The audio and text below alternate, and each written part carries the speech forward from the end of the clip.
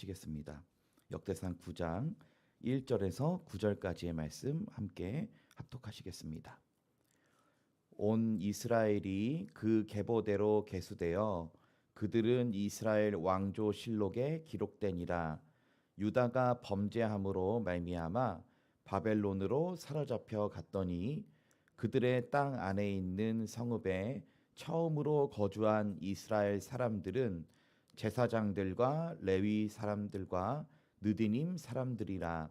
유다 자손과 베냐민 자손과 에브라임과 므낫세 자손 중에서 예루살렘에 거주한 자는 유다의 아들 베레스 자손 중에 우데이니 그는 암미우스의 아들이요 오므리의 손자요 이므리의 증손이요 바니의 현손이며 실로 사람 중에서는 맏아들 아사야와 그의 아들들이요 세라 자손 중에서는 여우엘과 그 형제 690명이요 베냐민 자손 중에서는 하스누아의 증손 호다위아의 손자 무슬람의 아들 살루요 여로함의 아들 이브느야와 미그리의 손자 우시의 아들 엘라요 이브니야의 증손 루엘의 손자 스바자의 아들 무슬람이요 또 그의 형제들이라. 그들의 계보대로 계수하면 956명이니 다 종족의 가문의 우두머리 들이더라. 아멘. 회복시키는 하나님이란 주제로 말씀을 나누고자 합니다. 오늘 읽은 이 역대상 이 9장의 말씀을 살펴보시면 포로기 이후, 그러니까 바벨론 포로가 끝나고 난 다음에 이 예루살렘에서 정착했던 지파에 대해서 기록을 하고 있습니다. 그래서 앞서 살펴본 우리 역대상 1장부터 8장까지는 포로기 이전까지의 그런 족보 그리고 어떤 작은 삶들에 대해서 이게 기록을 했다면 역대상 9장만큼은 포로기에서 돌아오고 난 뒤에 그 예루살렘에 다시 예배가 회복되고 하나님께서 다시 돌아오게 해주신 그 일들을 간략하게나마 기록을 하고 있습니다. 그래서 사실 이 포로기의 그 기사에 대해서 기록된 부분은 뭐 느헤미야서를 읽어봐도 알 수 있고 또 다른 구약의 여러 성경을 읽어보면은 자세히 이렇게 기록이 돼 있지만 이 역대기상 중에서 특별히 9장은 좀 축약해서 어떤 지파의 어떤 인물들이 그 지역에 예루살렘에 다시 돌아오게 되었고 살게 되었는지 다른 관점에서 좀 이렇게 기록을 하고 있다라는 걸 좀 살펴볼 수 있습니다. 역대기 9장에서는 예루살렘 성읍에 다시 돌아온 사람들의 이야기가 기록되고 있습니다. 저희 1절 말씀 다시 한번 읽어보시겠습니다. 온 이스라엘이 그 계보대로 계수되어 그들은 이스라엘 왕조 실록에 기록되니라. 유다가 범죄함으로 말미암아 바로 바벨론으로 사로잡혀 갔더니. 아멘. 이 1장 말씀을 보시면 온 이스라엘이 그 계보대로 계수되어 그들은 이스라엘 왕조 실록에 기록이 되었고 유다가 범죄함으로 말미암아 바벨론으로 사로잡혀 갔더라라고 이렇게 말문을 떼고 있습니다. 유다가 유다 지파 그러니까 다윗의 나라에 의해서 세워진 이스라엘이란 온전한 나라 그리고 다윗의 아들들이 범죄를 하기 시작했죠. 그래서 결국에는 북이스라엘과 남유다로 이렇게 나눠지게 되었습니다. 그래서 결국에 북이스라엘이 멸망한 것은 어떤 이유였을까요? 북이스라엘이 멸망한 것은 우리가 앞서 역대상 말씀에도 살펴본 것처럼 이들이 결국에는 우상 숭배를 했기 때문에 결국 하나님을 버리고 그 땅의 아름다운 것들을 섬기기 시작했기 때문에 결국에 아수르로 사로잡혀 갔다는 것을 앞서 살펴보았습니다. 그래서 이 북이스라엘 사람들은 BC 722년에 아수르에 의해서 먼저 멸망을 합니다. 그러나 밑에 있었던 남유다라고 하는 나라는 다윗의 후손이었던 유다 지파 그리고 베냐민 지파가 이 두 지파가 함께 모여서 나라를 이루던 나라였습니다. 그래서 이 남유다라고 하는 나라는 북쪽에 있는 이 북이스라엘 그 열 지파가 모인 북이스라엘과 다르게 유다 지파 그리고 베냐민 지파가 이렇게 함께 모여서 생활하고 있었는데요. 이 남유다가 멸망한 이유는 뭐라고 기록되고 있나요? 오늘 1절 말씀 보시면 유다가 범죄함으로 말미암아 바벨론으로 사로잡혀 갔더라라고 말씀하고 있습니다. 자, 그럼 이 말씀에서 남유다의 범죄는 무엇이었을까요? 이 남유다의 범죄도 역시 하나님을 버린 것이었습니다. 하나님과의 관계가 끊어진 것이었습니다. 그러니까 하나님을 예배하지 않고 그 땅에 있는 우상에게 절하기 시작했고 바알과 아세라 상을 섬겨서 하나님의 마음을 불을 일으키는 하나님의 마음을 굉장히 괴롭게 하드리는 이런 일을 저질렀다는 것입니다. 이스라엘로서 존속할 수 있었던 이유, 이스라엘이 이스라엘이란 나라가 될 수 있었던 이유, 이스라엘이라고 하는 정체성이 어디에 있냐면 하나님과의 관계에서 오는 것인데 하나님을 왕으로 섬기는 데에서 그 나라가 존속해야 될 이유인 것인데 왕으로 섬겨야 될 그 하나님을 백성들이 버렸기 때문에 하나님도 결국 그들을 이방 민족의 손에 팔려가게 되는 그런 비극한 역사를 맞게 되었다는 것입니다. 그래서 이 남유다는 여호와 하나님을 결국 잃어버렸고 BC 586년에 이 바벨론에 의해서 멸망을 하게 됩니다. 이렇게 이 바벨론에 의해서 사로잡혀간 사람들 이 기사에 대해서 기록을 하고 있는데요. 바벨론으로 사로잡혀갔던 사람들이 다시 예루살렘으로 돌아오게 됩니다. 자, 이 말씀을 다시 한번 말씀드리자면 북이스라엘은 아수르에 의해서 멸망당했고 아수르로 끌려간 사람들이 있고 그 북이스라엘 지역에 거주하던 사람들이 있었습니다. 그 사람들이 나중에 사마리아 민족이 되죠. 그래서 아수르 사람들과 함께 이렇게 혼혈된 민족으로 그 북이스라엘 그 사마리아 지역에 거하게 됐고요. 그리고 이제 이 예루살렘에 거주했었던 남유다와 베냐민, 특별히 바벨론으로 끌려가게 됩니다. 근데 하나님께서 70년 이후에 바벨론 포로에서 돌아오게 해주신 거죠. 자, 그러면 이 보면은 돌아온 자들은 어디 나라에 있었던 사람들일까요? 곧 바벨론으로 끌려갔던 사람들만 돌아오게 된 것입니다. 아수르에 끌려갔던 사람들은 돌아온 게 아니죠. 그러니까 아수르로 끌려가서 그냥 거기 정착해 버렸거나 아니면 그 사마리아 지역에 그 아수르 민족이 이제 통치를 하게 되면서 그곳에서 이제 피가 섞여서 그래서 나중에 이제 느헤미야랑 이제 그 송환되어서 돌아온 사람들이 자신의 족보를 들고 우리는 이 족보의 사람들입니다. 나는 내 이름을 증명할 수 있습니다. 내 아빠가 누구고 할아버지가 누구고 내 증손이 누구가 이렇게 다 자기 이름을 돌아온 사람들은 자기의 가계가 보존이 됐습니다. 자기 족보가 보존이 됐습니다. 그런데 돌아와서 성전을 지으려고 보니까 성전 짓기를 방해하죠. 왜 방해할 거예요? 그 사람들이 나도 이스라엘 사람들이다 막 우기는데 남유다 사람들이 그걸 인정을 안 합니다. 족보 내놔봐라. 니네 아빠 누구냐? 한마디로 증거할 수 있는 게 아무것도 없습니다. 그리고 누가 진짜 이스라엘 사람인지. 그러니까 그 사람들이 자기가 이미 섞여버린 그 민족의 삶을 살았기 때문에 자기가 진짜 하나님의 백성이다라고 순수혈통이라고 증거할 수가 없었기 때문에 이제 유대인들 우리가 저 유대인들이라 부르는 이 남유다 돌아온 이 사람들이 이제 사마리아와 이제 벽이 생기게 됩니다. 이제 이런 비극적인 역사를 좀 살펴볼 수 있죠. 그런데 오늘 이런 상황에도 불구하고 하나님께서는 다시 이 이스라엘이란 나라를 완전히 무너진 상태에서 다시 회복시킨다라고 하는 모습을 살펴볼 수 있습니다. 여러분, 이 하나님께서 결국에는 그 백성을 완전히 멸망하게 두신 게 아니라 다시 이국 나라에 팔려갔더라도 그 나라를 다시 예루살렘에 돌아와서 회복시키는 그런 일들을 하나님께서 일으키십니다. 자, 그러면 이 말씀에서 회복시킬 때 하나님께서 어떤 사람들을 세우셨는지를 우리가 좀 살펴볼 수가 있습니다. 하나님은 이스라엘이라고 하는 나라를 다시 재건할 때 포로되었던 그들의 삶, 멸망했던 그 나라를 재건시킬 때 어떤 사람들을 쓰셨나 그걸 좀 살펴보려고 하는데요. 저희 2절 말씀 함께 읽어보시겠습니다. 그들의 땅 안에 있는 성읍에 처음으로 거주한 이스라엘 사람들은 제사장들과 레위 사람들과 느디님 사람들이라. 아멘. 여기서 그들의 땅이란 다시 돌아오게 된 예루살렘 성읍을 얘기합니다. 자, 그래서 이 예루살렘 성읍에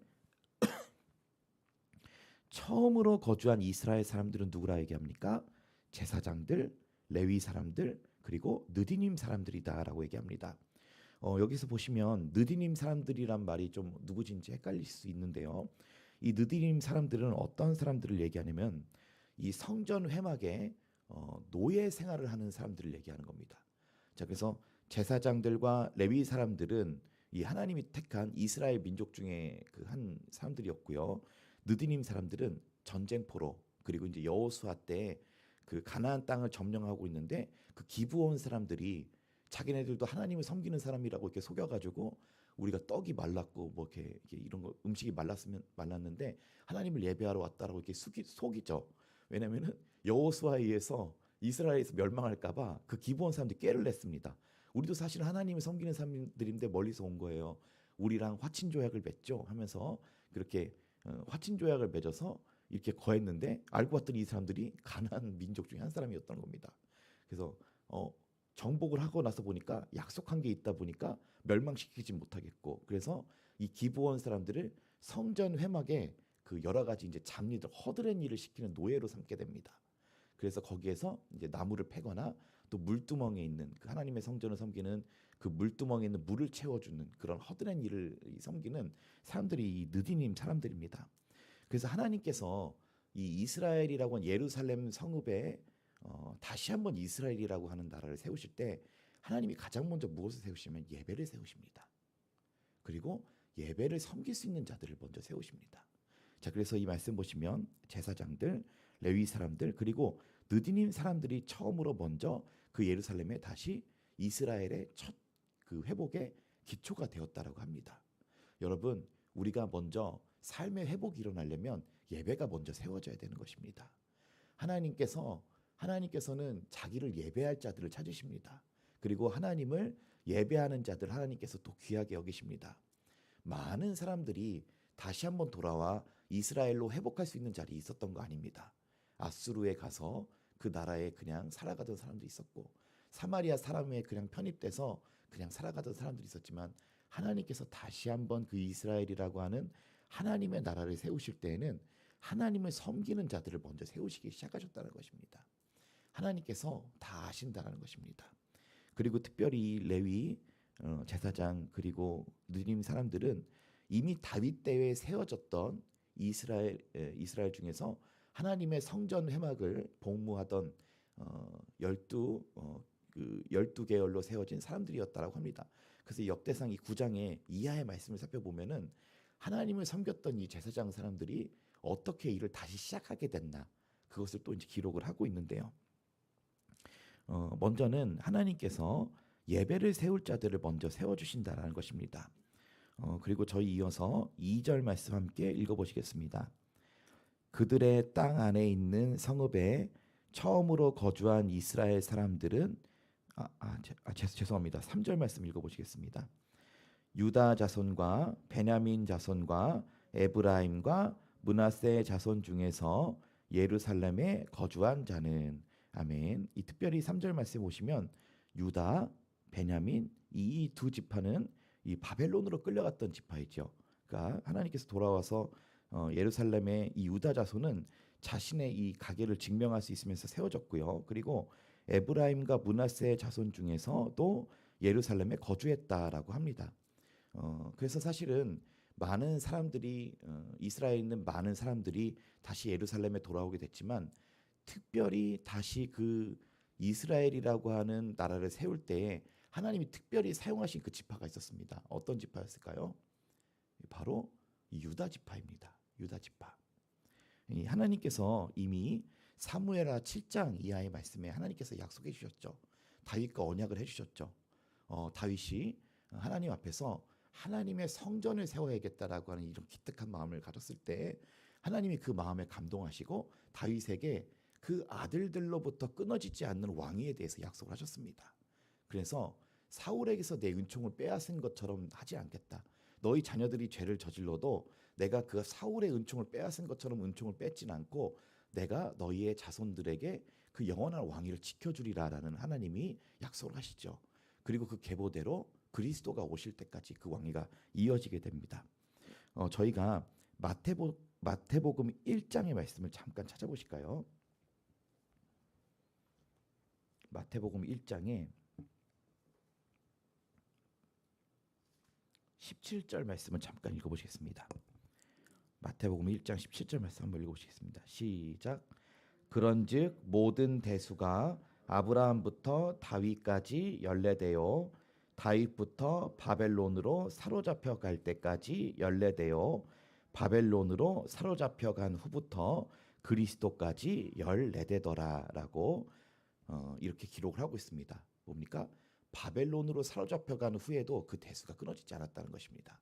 바벨론으로 끌려가서 그리스도까지 딱 14대더라라고 얘기하면서 그 족보가 이 사람의 아들은 누구고 바벨론으로 사로잡혀간 유다 민족이었지만 그 가운데에서 피가 섞이지 않고 하나님의 은혜로 이렇게 자녀들이 이 보존이 됐다는 것입니다. 그래서 이 지파, 이 유다 지파죠. 유다 지파가 다시 이렇게 예루살렘으로 돌아와서 다시 이스라엘을 세우게 되는 아주 중추적인 이 역할을 하게 됩니다. 오늘 말씀을 좀 마무리하도록 하겠습니다. 오늘 이 말씀을 살펴보면은 하나님께서 그렇게 멸망당하고 무너진 이스라엘을 다시 세우시는 하나님을 발견할 수 있습니다. 그리고 하나님께서 어떤 사람들을 쓰실까요? 하나님께서는 먼저 2절 말씀과 같이 예배할 수 있는 자들을 먼저 세워주십니다. 예배할 수 있는 자들이 먼저 돌아오게 해주셨습니다. 그리고 보면 유다 지파를 사용하셔서 그 예루살렘 성읍을 특별히 이스라엘을 다시 세우시는 모습을 살펴볼 수 있습니다. 이 모습을 살펴보면서 이 다윗 왕국 때에 하나님의 통치가 구현되는 최초의 하나님의 나라였습니다. 다윗의 나라 때, 다윗이 왕으로 있을 때 하나님의 통치가 온전히 이루어지던 그 나라가 다윗이 왕으로 있을 때였습니다. 그때 하나님께서 그 나라의 왕으로 온전히 계셨고 그 나라가 너무도 아름다운 모습이었다는 걸 살펴볼 수 있습니다.